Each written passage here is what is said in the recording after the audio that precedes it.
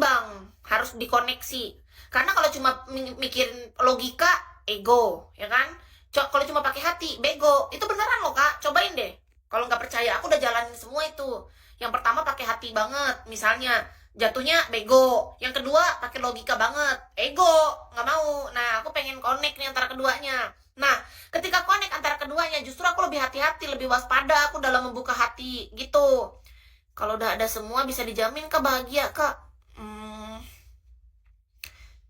hmm, nggak ada yang menjamin kebahagiaan, menurut Kis. Bahkan hari ini nih, Kak Degel cintaku misalnya, atau teman-teman yang lain, membawakan aku diamond, sampai aku jadi juara satu golden list. Ya aku pasti bahagia, happy. Ya kan sayang, makasih loh sayangku Degel yang sangat tampan, yang sangat besar dan tahan lama dan sangat kuat. Hati dan akli itu memang sejalan. Ya antara logika lah sama hati. Maksudnya segini. Kalau ditanya apakah setelah memiliki semuanya akan bahagia, tentu tidak. Orang yang memiliki segalanya belum tentu bahagia. Menurut Kis adalah bukan konteks kita memiliki segalanya, tapi konteksnya adalah dari awal kita harus punya kesadaran apakah kita memang mau menerima orang tersebut dan orang tersebut menerima kita. Karena ini dari dua belah pihak nih.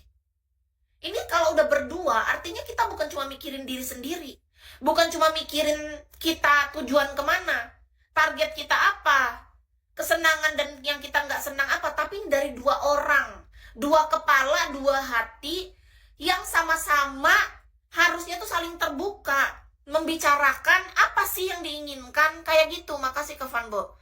Jangan gitu, berarti kamu nggak bisa memahami.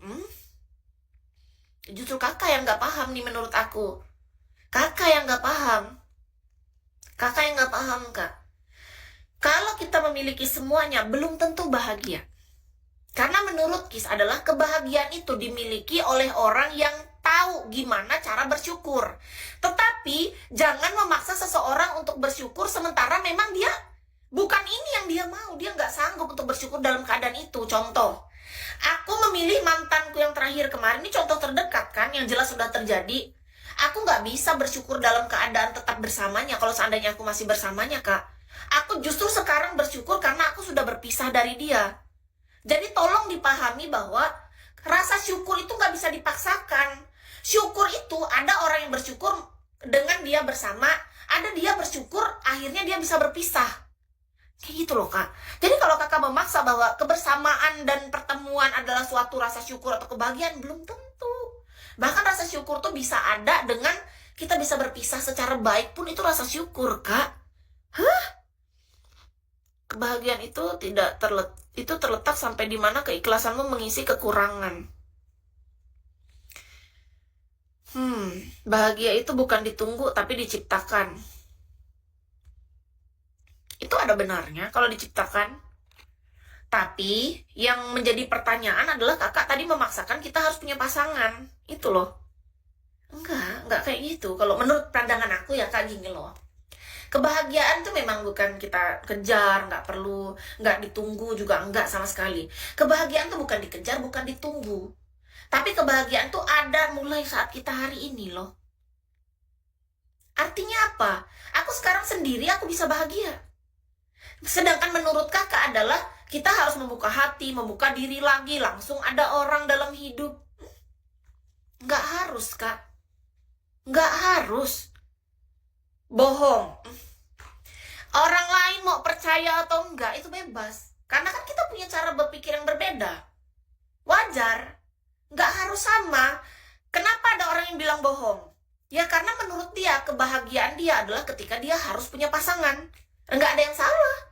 No problem, jalanin aja. Kalau memang menurut Kak Oncem kebahagiaan Kak Oncem adalah harus selalu ada pasangan, jalanin.